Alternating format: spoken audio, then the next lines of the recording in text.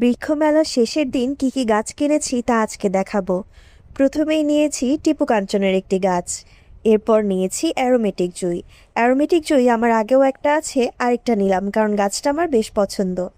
আর এই বাটারফ্লাই প্ল্যান্টটাকে আমি গত বছর থেকে প্ল্যান করে রেখেছিলাম কিনবো, কিন্তু কেনা হয়নি কারণ দাম অনেক বেশি চেয়েছিল। আমি মন মতো প্রাইসে পাইনি।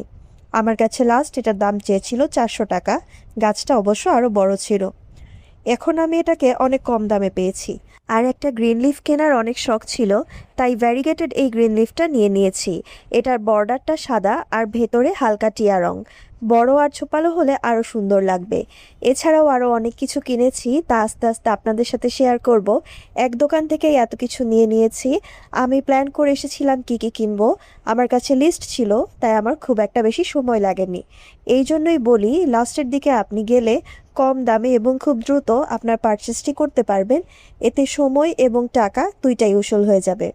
এছাড়াও আর কি কি কিনলাম তা দেখাবো আমি পরের ভিডিওতে, কারণ আরও অনেক কিছুই প্রয়োজন ছিল। এক দোকান থেকে তো আর সব নেওয়া যায় না। এরপর দেখাবো কি কি কিনলাম, সেটা কি কোকোপিট ছিল না কীটনাশক নাকি পট। চলুন তাহলে দেখা হবে পরের ভিডিওতে।